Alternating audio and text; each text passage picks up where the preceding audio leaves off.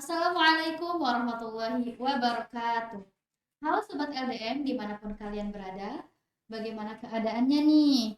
Semoga selalu dalam keadaan sehat dan diberkahi dalam setiap aktivitasnya. Saya Detia Yunur Handayani dari Departemen HR dan Pelayanan Kampus UIN Siber Syekh Nurjati Cirebon. Kali ini kita kembali lagi dengan podcast LDM Talk. Dan hari ini kita akan membahas tips dan trik lulus PPTQ. Tapi sebelum itu kita jargon dulu nih. LDM UIN Siber Syekh Nurjati Cirebon. Salam generasi penebar inspirasi. Di sini kita sudah kedatangan ustazah kita yang sangat luar biasa, yaitu Ustazah Rizko Anissa Fitri. Beliau ini merupakan tutor PPTQ dan juga musyrifah di Mahad Al-Jami'ah UIN Siber Syekh Nurjati Cirebon. Pengalaman beliau itu pernah menjadi mudabiroh Mahad Al-Jami'ah UIN Siber Syekh Nurjati Cirebon tahun 2018 hingga tahun 2022. Kemudian menjadi musyrifah Mahad Al-Jami'ah UIN Siber Syekh Nurjati Cirebon tahun 2022 sampai dengan sekarang. Tutor PPTQ tahun 2023 sampai dengan sekarang, tutor praktik ibadah dan juga tutor manasik haji dan umroh. Beliau ini merupakan lulusan pendidikan agama Islam, baik itu S1 maupun S2-nya di UIN Siber Syekh Nurjati Cirebon. Halo Ustazah. Halo Teh Deti, Masya Allah. Bagaimana kabarnya hari ini? Sangat baik, luar biasa. Apalagi bertemu dengan Teh Deti dan juga teman-teman mahasiswa LDM lainnya. Masya Allah. Kalau boleh tahu Ustazah kesibukannya akhir-akhir ini apa saja? Kesibukannya kayaknya sama ya yang tadi dibacakan. Kesibukannya itu sekarang menjadi pengajar di Mahad Al-Jami'ah. Mahad Al-Jami'ah UIN Cyber Syekh Nurjati Cirebon. Menjadi pengajar Mahad Mukim, baik di Mahad Jadid maupun di Mahad Kodim. Kemudian beraktivitas juga di UIN Cyber Syekh Nurjati Cirebon sebagai tutor PPTQ, tutor praktek ibadah, dan tutor manasik haji. Selain itu juga punya kegiatan lain seperti privat dan les Quran.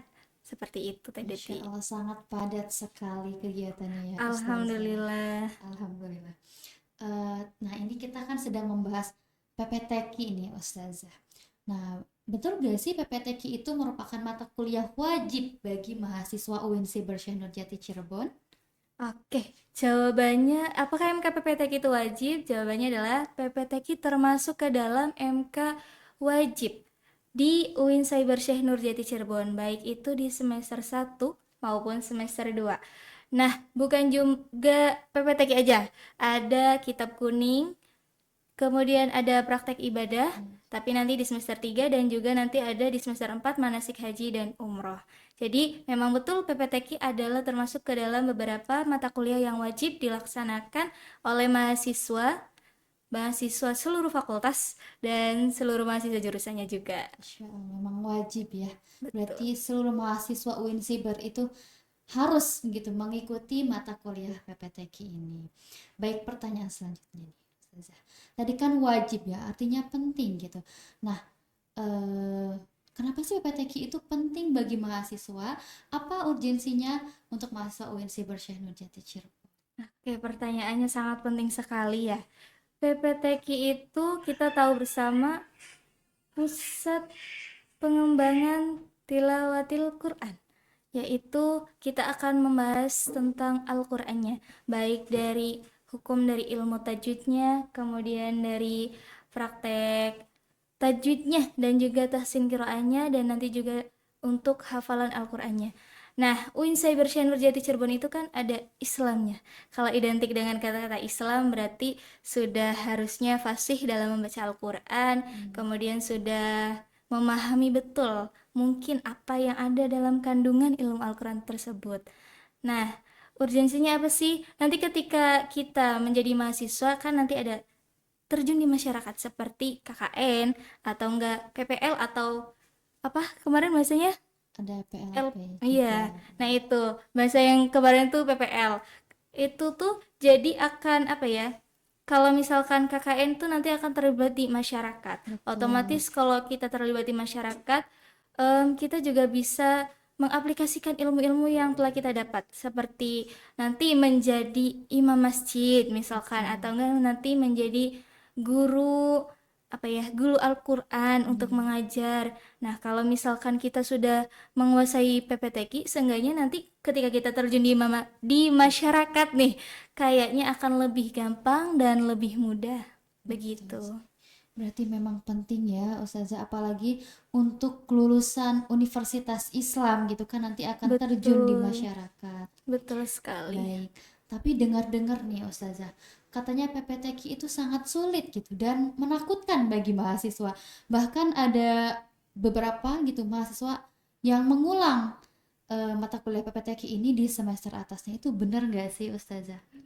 Pertanyaannya agak menakutkan juga untuk saya jawab ya. Sebenarnya, apakah PPTQ itu menakutkan? Sebenarnya kembali lagi kepada diri masing-masing, kepada mahasiswanya, apakah akan menjadikan PPTQ ini sebagai MK yang menakutkan atau bahkan lebih menyenangkan karena kita bisa mengulang kembali teori kita, bisa menggunakan bacaan-bacaan yang indah nanti di dalam pembelajarannya gitu.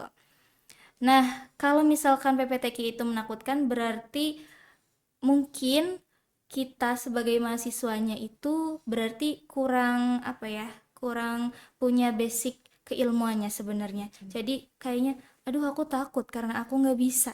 Nah gitu. Iya, Tapi kalau misalkan dia sudah punya basicnya, punya pernah pengalaman pesantren misalkan, atau nggak punya pengalaman background pendidikan Islam sebelumnya, nah itu malah akan jadi lebih menyenangkan. Oh, PPTQ itu seru nih, iya, gitu.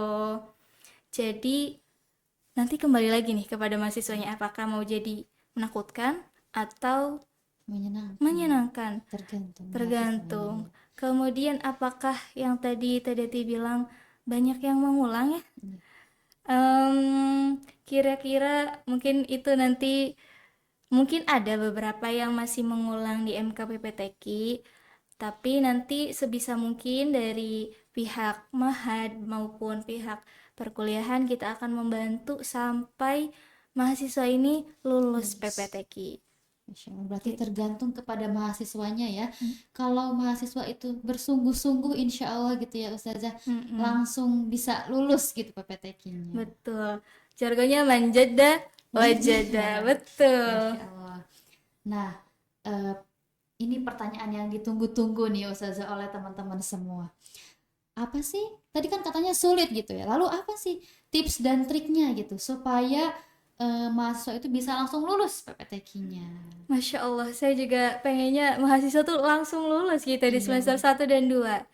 Mungkin tips dan triknya itu ya berdasarkan pengalaman saya juga ya, karena saya juga alumni dari Masya sini, Allah. dari UIN Cyber Syekh Nurjati Cirebon.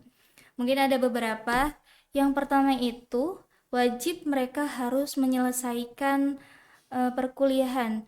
Perkuliahannya itu ada 15 pertemuan itu, Dedi. Ada perkuliahannya, kemudian ada UTS-nya, ada UAS-nya juga. Nah, wajib diikuti, tidak boleh enggak ya, tidak boleh bolong-bolong, harus sampai 15 kalau bisa. Kemudian aktif di kelas, enggak cuma hadir doang, Betul. tapi ikut mengaktifkan kelas, menghidupkan kelas, apa ya, bisa dengan bertanya atau berdiskusi bersama-sama teman. Nah, itu kehadiran. Kemudian yang kedua itu kita membuat tutor sebaya. Nah, kalau saya Tedeti di MKPPTK itu membuat tutor sebaya atau teman berdiskusi bersama atau berkelompok, gunanya apa sih? Untuk membantu teman-teman agar punya apa ya? Keenjoyan Iya, dalam belajar belajar PPTK. Karena kalau sama temen nih kayaknya lebih lebih enak ya, bisa, iya betul. lebih bisa, lebih enjoy untuk mengungkapkan apa ya, misalkan unek-uneknya gitu. Nah, jadi buat tutor sebaya atau tutor kelompok. tentunya tutor sebaya dan tutor kelompok ini dikategorikan ya. Jadi yang sudah bisa atau sudah mahir dalam Al-Quran nanti dijadikan tutor sebaya. Nah, begitupun juga yang lainnya. Kalau misalkan dia masih perlu merangkak, berarti dia harus bergabung dengan tutor sebaya itu. Jadi menggunakan tutor sebaya sebagai triknya. Kemudian setelah membuat kelompok diskusi, ada namanya ini menggunakan fasilitas-fasilitas yang disediakan oleh kampus seperti perpustakaan. Perpustakaan kita bisa mencari sumber-sumber teori-teori atau materi-materi nanti di perpustakaan karena kan banyak sekali ya buku-buku tentang ilmu teori tajwidnya gitu. Nah, kemudian juga ada lagi nih fasilitasnya yaitu Mahad Al-Jami'ah. Nah, itu kan kayak pesantrennya mahasiswa ya. Betul Jadi sekali, Ustazah. di situ kegiatannya banyak sekali yang Islami seperti pembelajaran Al-Qur'annya dapat banget, terus juga ada yang kitabnya juga kan dapat. Kemudian seperti yang lainnya lah. Jadi Mahad Al-Jami'ah ini nanti sebagai wadah untuk teman-teman mahasiswa agar mungkin bisa dibilang cepat atau bisa lulus PPTQ tepat waktu. Nah, selain dari Mahad Al-Jami'ah itu berarti ada UKM. Nah, mahasiswa itu harus mengikuti UKM-UKM nih yang berbasis Islami. Contohnya seperti LDM. Nah, di LDM ini ada yang saya tahu tuh ada yang One Day One Juice program Iya, ya. betul, itu ada Nah, dari itu Departemen SPK kebetulan. oh iya. Nah, itu adalah suatu kegiatan yang bagus ya. Itu akan sangat membantu kalau kalian mengikuti UKM-UKM yang berbasis Islami ini untuk ya mungkin untuk PPTQ juga nanti akan membantu. Betul kan? Betul sekali. Betul. Terus setelah dari fasilitas ada juga komunikasi yang baik dengan dosen. Jadi komunikasi yang baik antara dosen dengan mahasiswanya. Kalau saya TDT di kelas itu saya adakan setoran-setoran di setiap pertemuannya. Berarti misalkan hari ini saya menerangkan tentang misalkan hukum ahkamul huruf atau misalkan saya menerangkan tentang bacaan tahsin qiraah dan praktek tajwid, kemudian saya hafalan surat misalkan, nah itu mereka wajib menyetorkan. Gunanya apa sih? Ya gunanya tentu saja biar cepat lulus, biar cepat hafal, biar mereka biar mereka lebih kenal lagi teori-teori tajwidnya, hafalan-hafalannya, bacaan praktek tajwid dan tahsin qiraahnya. Jadi benar-benar harus hafalan atau enggak setoran. Nah, selain itu tentunya komunikasi yang baik dengan dosen. Kemudian membuat strategi belajar sendiri ya. Jadi nggak mungkin kita mengandalkan hanya di jam perkuliahan saja untuk belajar. Jadi mereka harus punya strateginya sendiri. Misalkan seperti teori tajwid, kan itu pasti banyak sekali ya isinya ya terkandung di dalamnya. Jadi mereka kalau saya pribadi lebih menyarankan mereka untuk membuat rangkuman sendiri, rangkuman yang bisa dipahami oleh mereka sendiri. Betul ya, rangkuman yang bisa mereka redaksinya kira-kira enak nih untuk didengar atau untuk dihafal redaksinya. Kemudian jadi punya gambaran sendiri tentang teori-teori tajwidnya. Setelah misalnya seperti membuat mind mapping atau enggak membuat rangkuman yang ya mereka semenarik mungkin buat mereka.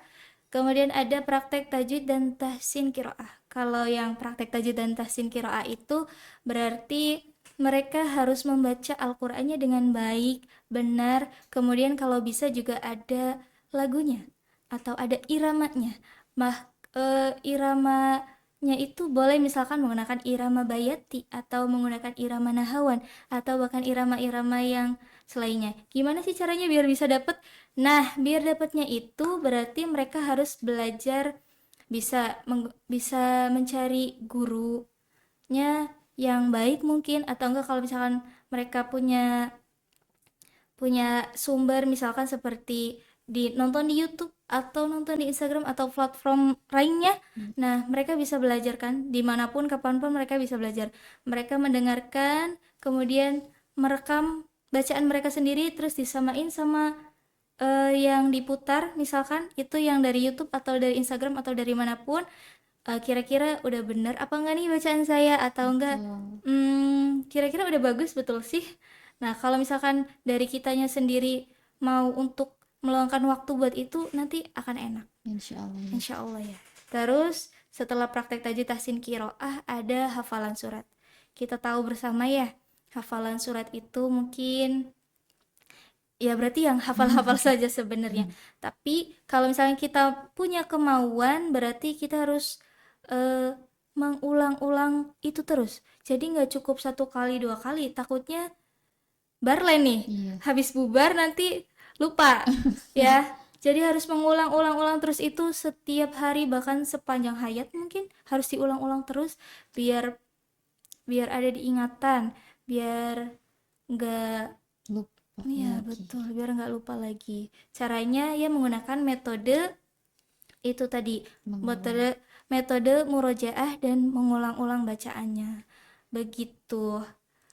Masya Allah, ternyata lumayan juga ya Ustazah. Lumayan Tips dan sekali. triknya tadi juga ada, di antaranya kehadirannya full, Mm-mm. kemudian memiliki tutor sebaya tadi. Terus juga ada eh, belajar pada selain mata kuliah PPTQ-nya, baik itu misalkan di perpustakaan ataupun di Mahad Ada Al aja nih. Jamiah ataupun mengikuti UKM, kemudian juga berkomunikasi dengan dosen yang baik gitu ya, banyak sekali. Tapi nih Ustazah, bagaimana kalau kita itu sudah menjalankan tips dan trik itu semuanya tapi belum juga lulus nih Ustazah, gimana nih solusinya? Aduh, gimana ya solusinya? Tapi sebenarnya apa ya namanya, belajar PPTQ juga nggak cuma di semester 1 dan semester 2 Mm-mm. ya. Kita akan belajarnya itu sebenarnya nanti memang setiap hari, bahkan setiap hayat, mungkin setiap hayat. Karena belajar itu apa ya tadi, long life education ya. Jadi setiap perjalanan yang kita lalui itu semuanya dengan Baik. belajar, betul. Kalau misalkan teman-teman belum lulus, semoga sih enggak ya, belum lulus di semester 1 dan di semester 2, berarti ya mengulang kembali teorinya, bisa mengikuti perkuliahan lagi. Nanti dari pihak mahadnya juga akan memfasilitasi itu biar teman-teman itu bisa lulus dari PPTQ terutama. Jadi nanti disediakan fasilitas dari mahad untuk mereka bisa mengulang, atau enggak nanti mereka bisa diarahkan juga ke Mahad Al Jamiah biar bisa apa ya? Biar bisa menata lagi kira-kira apa yang Harus diperbaiki harus ini ya. diperbaiki, betul kan. Nggak semua mahasiswa misalkan ada yang udah paham di teorinya tapi hafalannya kurang, atau enggak sudah paham di teori tapi hafalannya kurang kan. Betul. Mahasiswa juga banyak menemui kesulitan-kesulitan ya. Jadi gitu, nanti berhubung lagi ke mahad sih. Betul.